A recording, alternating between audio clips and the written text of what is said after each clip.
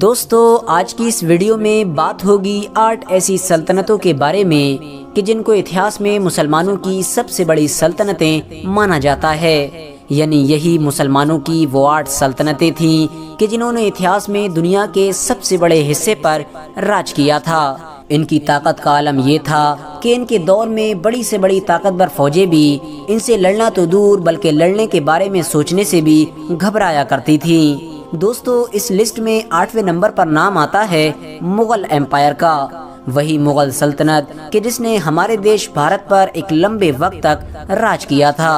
اس کی بنیاد 1526 میں ظہیر الدین بابر نے رکھی تھی اور پھر بعد میں اس کی اولادوں نے دھیرے دھیرے اس سلطنت کو بڑھانا شروع کر دیا تھا، اور آخرکار 1690 میں وہ وقت بھی آیا تھا کہ جب اس سلطنت کے سب سے طاقتور بادشاہ یعنی اورنگزیب عالمگیر نے اس سلطنت کو ایک بڑے حصے پر پھیلا دیا تھا۔ 1690 میں یہ سلطنت لگ بھگ 40 لاکھ کلومیٹر کے ایریے پر پھیلی ہوئی تھی، لیکن بدقسمتی سے اورنگزیب عالمگیر اس سلطنت کا آخری طاقتور سلطان ثابت ہوا، کیونکہ اس کے بعد جتنے بھی سلطان پیدا ہوئے وہ اتنے کمزور تھے کہ اس سلطنت کو باقی نہ رکھ سکے، اور 1857 میں یہ سلطنت انگریزوں کی وجہ سے پوری طرح سے ختم ہو گئی۔ اس لسٹ میں 7ویں نمبر پر فاطمی سلطنت ہے، وہی فاطمی سلطنت کہ جس کو فاطمیڈ کیلیفیٹ کے نام سے بھی جانا جاتا ہے۔ اس کی بنیاد 909 عیسوی میں عبداللہ المہدی باللہ نام کے ایک انسان نے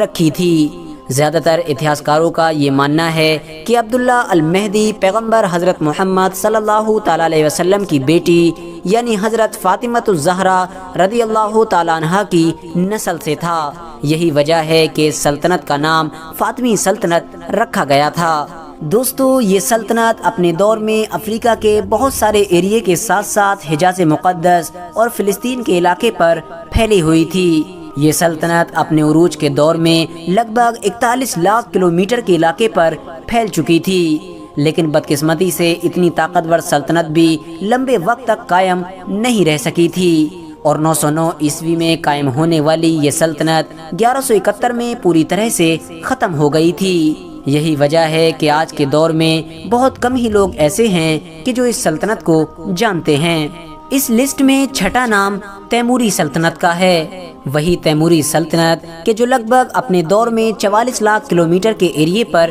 پھیلی ہوئی تھی۔ یہ سلطنت اتنی زیادہ بڑی تھی کہ آج کے دور کے بے شمار دیش اس سلطنت میں سما جائیں گے۔ اس سلطنت کی بنیاد اس خطرناک اور طاقتور انسان نے رکھی تھی کہ جس کو آج پوری دنیا امیر تیمور کے نام سے جانتی ہے، وہی امیر تیمور کہ جس کو جہاں ایک طرف دنیا کے سب سے بڑے وجیتاؤں میں گنا جاتا ہے تو وہیں دوسری طرف دنیا کے سب سے بڑے ظالم حکمرانوں میں بھی گنا جاتا ہے۔ امیر تیمور کی طاقت اور اس کے ظلم کا اندازہ آپ لوگ صرف اور صرف اس بات سے لگا سکتے ہیں کہ امیر تیمور نے ہمارے دیش بھارت کے مشہور شہر یعنی دلی میں تو تباہی مچائی ہی تھی، بلکہ ساتھ ہی ساتھ سلطنت عثمانیہ کے طاقتور سلطان بھی اس کے سامنے گھٹنے ٹیکنے پر مجبور ہو گئے تھے۔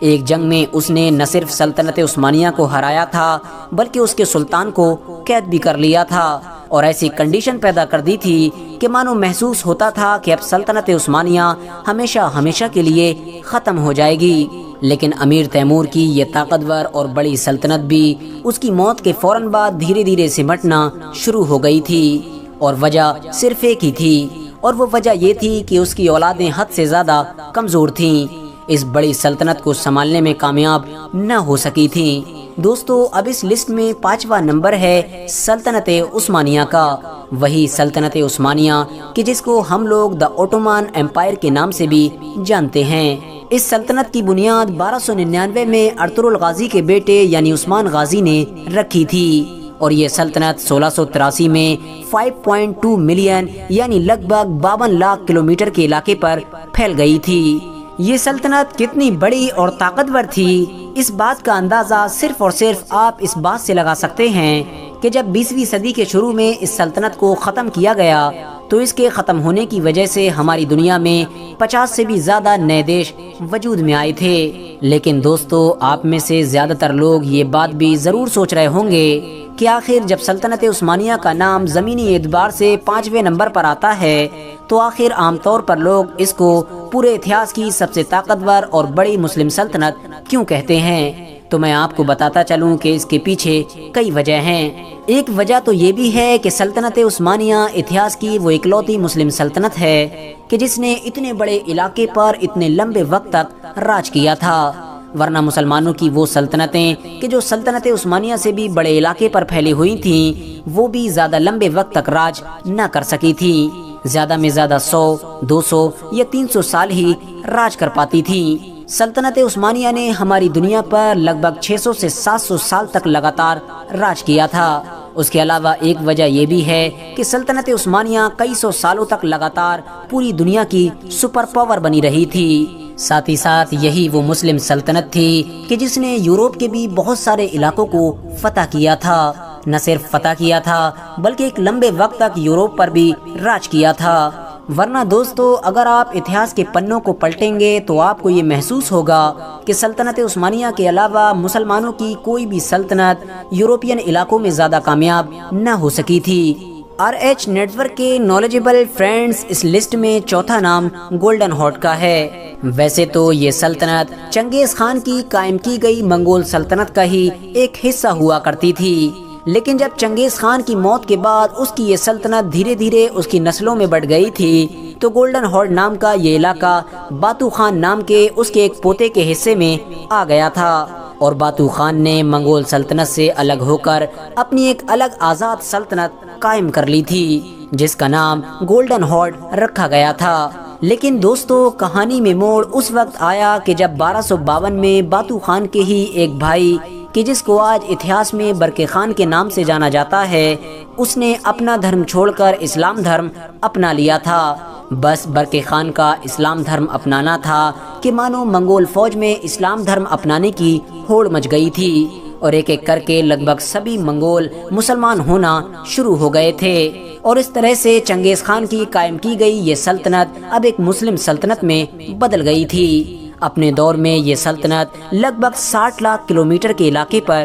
پھیلی ہوئی تھی۔ اس لسٹ میں تیسرا نمبر خلافت راشدہ کا آتا ہے، وہی خلافت راشدہ کہ جس کو بہت سارے لوگ راشدون کیلیفیٹ کے نام سے بھی جانتے ہیں۔ دوستو، یہ مسلمانوں کی پہلی خلافت تھی کہ جو پیغمبر حضرت محمد صلی اللہ تعالی علیہ وسلم کے اس دنیا سے ظاہری طور پر رخصت ہو جانے کے بعد قائم کی گئی تھی۔ اس کے پہلے حکمران یعنی پہلے خلیفہ حضرت ابو بکر صدیق رضی اللہ تعالی عنہ تھے۔ ان کے بعد اس خلافت کی گدی حضرت عمر، حضرت عثمان، حضرت علی اور حضرت امام حسن نے سنبھالی تھی۔ دوستو، اس خلافت کی سب سے خاص بات یہ تھی کہ یہ پورے مسلم اتہاس کی اکلوتی ایسی حکومت تھی کہ جس کا سنویدھان پورے طور پر قرآن کو ہی بنایا گیا تھا، یعنی کوئی بھی فیصلہ قرآن کی رہنمائی کے بغیر نہیں لیا جاتا تھا۔ اس کے علاوہ اس کی ایک خاص بات یہ بھی تھی کہ اس کا اگلا خلیفہ کا ہی بیٹا یا پھر اس کا کوئی خاندانی یا رشتہ دار نہیں، بلکہ وہ بنا کرتا تھا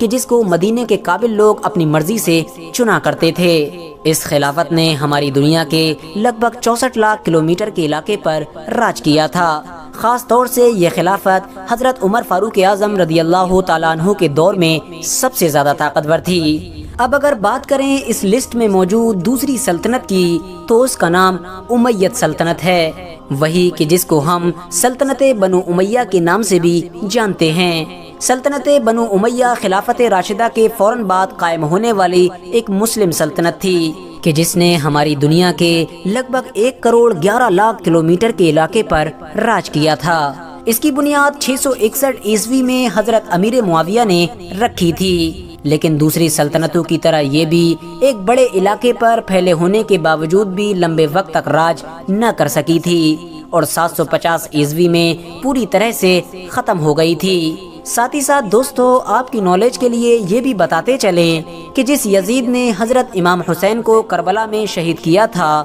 وہ اسی سلطنت کا ہی دوسرا بادشاہ تھا، अब अगर बात करें उस खास सल्तनत की कि जो इस लिस्ट में पहले नंबर पर मौजूद है, तो वो कोई और सल्तनत नहीं बल्कि सल्तनत अब्बासिया है। वही सल्तनत अब्बासिया कि जिसको ज्यादातर लोग अब्बासीद कैलिफेट के नाम से भी जानते हैं। इसकी बुनियाद 750 ईस्वी में रखी गई थी और लगभग 1258 तक ये सल्तनत हमारी दुनिया में कायम रही थी। सल्तनत अब्बासिया ने हमारी दुनिया के लगभग 1 करोड़ 16 लाख किलोमीटर के इलाके पर राज किया था। यही वो मुस्लिम सल्तनत थी कि जिसके दौर को मुसलमानों के गोल्डन एज के तौर पर देखा जाता है, क्योंकि दोस्तों सल्तनत अब्बासिया के दौर में ही मुसलमानों ने साइंस की तरफ बड़ी तेजी के साथ बढ़ना शुरू कर दिया था। इस्लामिक इतिहास के ज्यादातर बड़े बड़े वैज्ञानिक सल्तनत अब्बासिया के दौर में ही पैदा हुए थे।